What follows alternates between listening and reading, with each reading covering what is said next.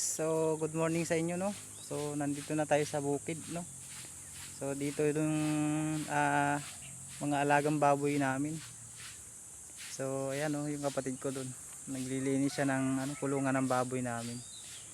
Kaya lang nandito ako kasi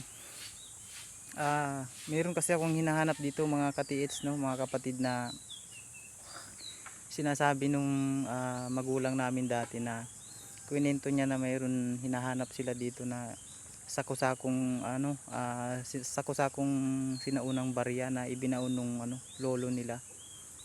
So wala dito mga marker, no, mga katiits, mga kapatid, kasi ang nagbaon lolo lang naman nila. So meron akong napansin dito mga kapatid. So dito na area, ginamitan ko na lang siya ng locator mga kapatid. So dito ko siya dito na tumbok ko. Abangan nyo yung video mga kapatid.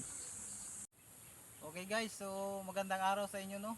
So ipapaliwanag ko lang yung nadidetect ko dito kasi dito namin hinahanap yung dito lang kasi yung area na sinasabi nila noon na pinaglagyan ng mga sako-sakong barya nung lolo ng magulang namin.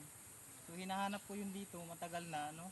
So ito kasi mga katiits, ito lumang daan daw talaga ito nung araw. Dito dumadaan yung mga hapon nung araw. Dito papunta dyan sa may bundok dyan. So naghahanap kami dito kasi hinahanap namin talaga kasi nung bago mawala yung yung matandang nagbaon, nasabi muna dun sa mga sa mga magulang natin dun sa rin niya. Kaya namin hinahanap din dito. So kung matatandang barya yun, malamang na may mga gold coins na kasama yun. Kaya hinahanap namin mga katiits. Okay. So off muna nun. Katiits ay may bala itong gold ito, nakabalot lang. So hahanapin natin. So papakita ko sa inyo yung pag-detect. At na-detect nga, nandito talaga. So ang lakas ng detection mga katiits.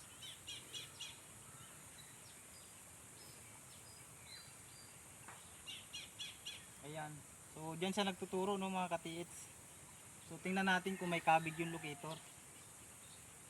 Ayan. So doon talaga confirm. So ang gagawin natin, mga katiits, kukornerin natin para matumbok natin kung saan banda.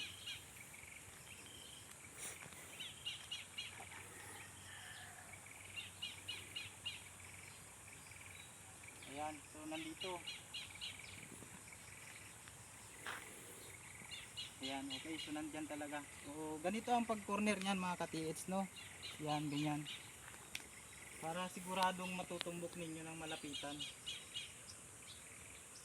Ayan, so sana nga, ito na nga yung hinahanap natin para makuha talaga natin, no. So kapag malapit na mga katiits, papaiksiin ko lang to. Ayan. Ayan.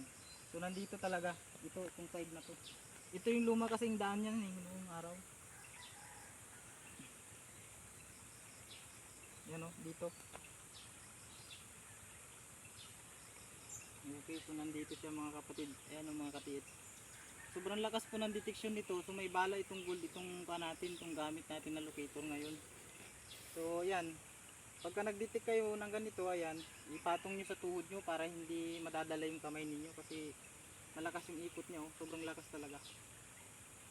Ayan, oh. Hindi ko mapigilan yung yung galaw ng locator. So tandaan nyo mga kapatid, mga katiits, kapag nagagamit kayo ng ganito, malalaman ninyo na ginto ang nadidetect ninyo kasi mabigat yung galaw niya. Kahit yung kamay nyo kaya niyang dalhin. Hindi kagaya kung mga minerals at kagaya ng pyrites, magaan saka mabagal. So ito sobrang lakas, oh, mga katiits, oh. Ang sabi kasi mga katiits, saku-sakong barya. So ibig sabihin marami. Malawak yung nadidetect nito dito. Ayan, oh. Ayan. Okay, so hanggang dito na lang mga katiits, no. Salamat, sana mapanood nyo itong video ko.